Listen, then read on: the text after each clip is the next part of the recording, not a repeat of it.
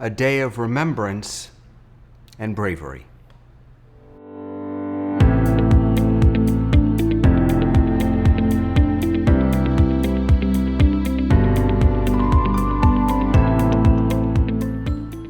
Hello, everybody. Welcome to Face to Face. It's good to see all of you. And hello, Rabbi Litwak. It's good to see you also. Those are some fancy earbuds you got going on there. Do we want to give a shout out to the congregant who made that possible? I don't know. I want to thank the Frankels and the Cantors for getting me my new fancy AirPods. Okay. Very fancy. Excellent. Very nice. Yeah. So, Rabbi, today is, of course, a really important day. It's Yom HaShoah v'Hagvura. It's a day of remembrance, Yom HaZikaron and v'Hagvura, a day of remembrance, not only of those whom we've lost, but the bravery that has been shown for the years of terror and horror during the Holocaust. Maybe we could just start, Rabbi, with I'd love to hear a little bit about what this day means for you personally, and maybe how in past years you've marked this day, and what this year is looking like for you. Well, for me, Yom HaShoah has, in my own family, in my own, I'll say biological family, I didn't really lose anybody in the Holocaust. And so when I was growing up with it, it felt distant. Yeah, of course. I remember in religious school, I remember in the mid 70s when the Holocaust came on as the mini series. And I remember having nightmares after watching that. And then it wasn't until, of course, Deborah's father came into my life that I really felt the deep personal connection. And so, Deborah's father. Tell us about. Yeah, Deborah's father grew up in Hungary, and when he was a teenager, he was taken by the Nazis from Budapest, and that started a journey that went through 5 different concentration camps, starting with Auschwitz, and he was eventually liberated, and of course went on to come to the United States and serve in the United States Army and become a rabbi and become a very successful rabbi. And what's interesting is that for a long time, that's a picture that literally came up this morning at the virtual International March of the Living. They remembered the survivors who have passed away over the past year.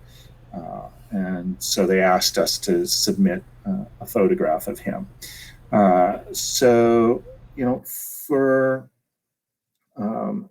For him, the Holocaust was ever present, but his life didn't revolve around the Holocaust. He didn't bring it to his children as many Holocaust survivors did. He was able to successfully move on beyond that until there was a point where he felt it became important that he had a responsibility to share the memories of the Holocaust. And the truth is that with my father-in-law's death, he is just one of the latest. The age of Holocaust survivors is drawing to a close.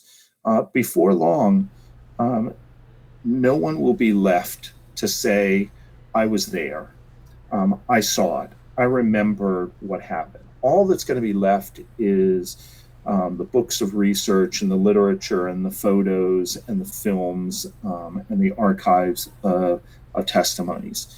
And that's going to be a new era for us as a Jewish people and for the world.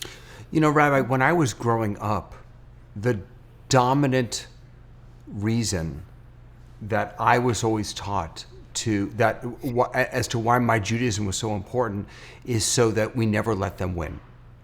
And right, the 614th mitzvah, right, right, and I think that I was sharing with you earlier that as I grew up, I began to struggle with that idea because I personally found so much joy in Judaism that I didn't want my Jewish identity to be defined by such a tragedy. I wanted it to be defined by joy, by Shabbos, by tefillah, by prayer, by all of that wonderful stuff. And so I've wrestled a little bit with this day, and because I know how important never again, never forget. I know how important it is that we hold on to these stories, especially given what you just said, especially given that we are losing the people who can testify firsthand. How do you make sense of sort of the as you said to me earlier, the joy and the oi? Yeah, well, I think my father-in-law's life was a testament to the importance of making Judaism about Judaism and not just about our history. And let's keep in mind, on this very program, we have talked a couple of times about the importance of remembering and the importance of looking back on history. In no way am I suggesting that we give up on that, but that history should inform what happens in the future. And so for me, I look back on the Holocaust and I think about what are the lessons of the Holocaust? What are those things that are going to be enduring beyond the lifetime of our survivors and the survivors' children and the survivors' children's children? Those are crucial, right? If we look back to Pesach, we just finished Pesach, and none of us were slaves in Egypt, right? None of us experienced that, okay? A few thousand years ago, and yet what are the enduring lessons of that allow us to go forward? And I'd suggest, go ahead. No, I was just going to say that one of those lessons, irony of all ironies for me, is the glimmers of joy that Jews demanded to find in the midst of the darkness. The stories of the tiny little Chanukiot that they would light, or the stories of how they would try and celebrate Pesach. They at a time that I can't even imagine searching for joy, so many, it just insisted to not give up hope that there was light. Right. For sure. I think that is the notion of continued hope is one of those enduring lessons. Look, I've got any number of them. I think one of the most important, of course, is memory, the power and the responsibility of memory, that we think about, that when we use the idea of 6 million Jews and millions of non-Jews, that becomes a number that is so abstract that it's hard for us to comprehend. And I look back to the poem. There's a beautiful poem by the Hebrew poet Zelda that says, "L'chol ish yesh shem." For every person, there is a name, and that we don't diminish the memory of those people by lumping them together as 6 million. We do that for the purpose of recognizing that this was a tragedy unlike any other tragedy in history, but that those were human beings. And so the abiding imperative for us is that every one of us is an individual, and that every person has value. The whole Talmudic idea that when one saves a life, it's as if one saves an entire universe, and when one kills a person, that we extinguish a whole universe. So I think the idea, the responsibility of memory, is one of those abiding lessons.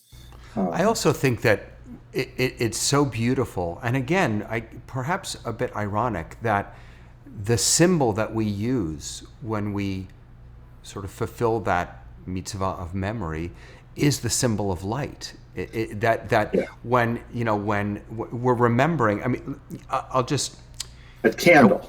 I can't. Right. I wasn't going to bring this up, but I can't help myself. Today is actually a day of memory for a different reason for me.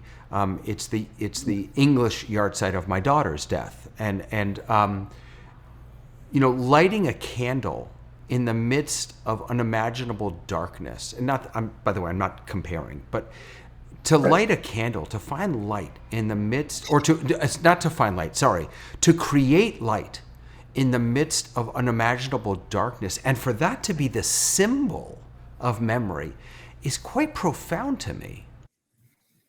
For sure. And I think that we bring light in any number of ways, following this, following Yom HaShoah and the Holocaust. I think about the responsibility, and one of the enduring lessons should be the responsibility to educate people. Right? That if we don't continue to learn about the Holocaust, right, to poke, to put light into those dark spaces, then of course the idea is that we're doomed to repeat it, and to make a commitment to plant seeds for a better future in the soil of a very bitter and difficult past, helps not only remember, but allows us to grow something that is better moving forward. And by the way, when you mentioned before that how we're losing the generation that lived it, one of the things that popped into my mind is how grateful I am to the Wiesenthal Center and Yad Vashem, and I forget the Spielberg's video Shoah Foundation. Thank you, the Shoah Foundation, because they are creating the legacy that will allow us to continue to teach this. They are, yeah. But on the other hand, they are endowing that legacy. But I also think that one of the lessons that we should take from it is the need to talk truth to power. Because if we think back in history, right, that so many people either were indifferent, right, or they ignored it, and that we have a responsibility. Look, the genocide of European Jewry succeeded not because of state-sanctioned culture of hate, but because of the crimes of indifference, right? Because there was a conspiracy of silence, right? And nobody can say we didn't know, right? We knew, right? But we didn't act, right? And when we have things like all of that video footage, all of the material from the Holocaust that has been preserved in so many places, right, that helps fight against those people who are willing to just shut their eyes or shut their ears or shut their mouths. And then to take it a step further, to really talk about talking truth to power, all right? It was not just indifference, but it was the complicity of the populations in Germany and throughout Europe, the complicity of elites, all right, the physicians, the church leaders, the judges, the lawyers, the engineers, the architects. Elie Wiesel, and I may not get it quite right, Elie Wiesel said, cold-blooded murder and culture did not exclude each other. If the Holocaust proved anything, it is that a person can both love poems and kill children. Wow. Yeah, well, that's Elie Wiesel. Wow. If the Holocaust proved anything, it is that a person can both love poems and kill children. Right? And we have a responsibility to ensure that just because you are well educated does not mean that you can shut your eyes to what is going on around it. If anything, we have a greater responsibility. And I think that we have seen, I think that we have seen far too many people in our own country today who are educated, who they may not speak specifically about the Holocaust, but the language they use, the tropes, the hatred is it's just lying underneath the surface, but it's popping up enough that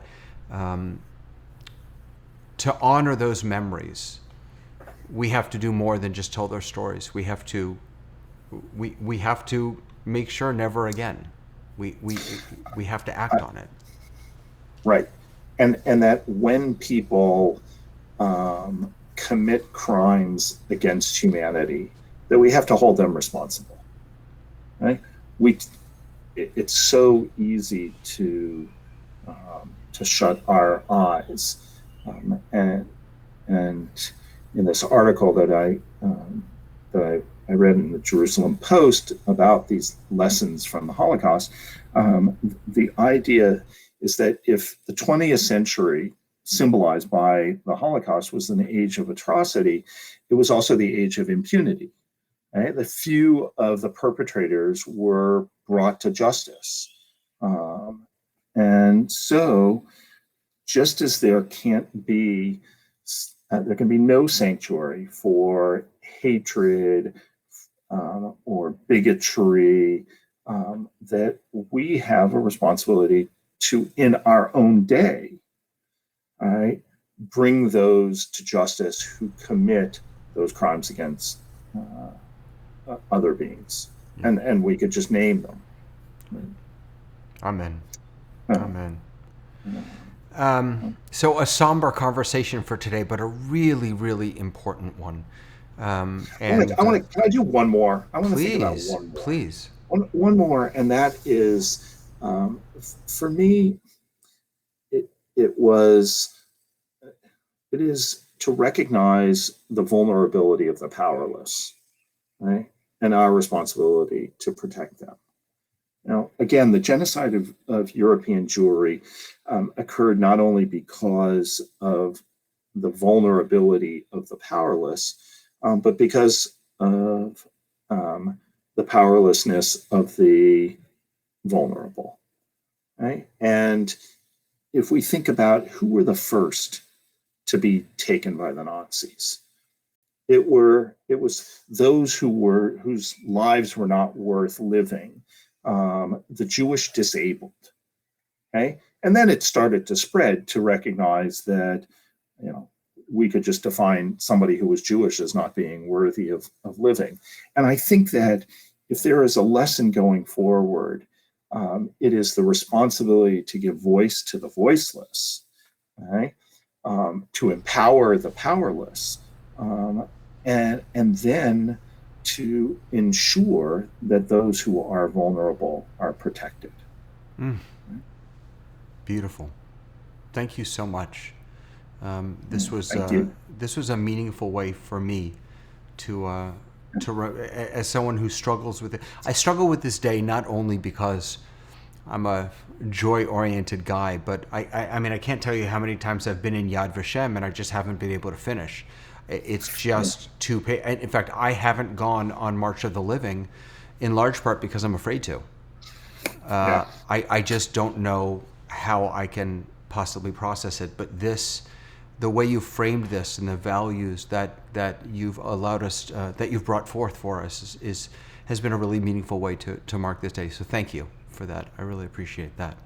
Well, I think it was valuable for all of us to continue to remember and to continue to think about what are the lessons we hold with us, even as our survivor population is starting to diminish. Amen. Amen. Yeah. Friends, thank you. And we'll see you next time on Face to Face.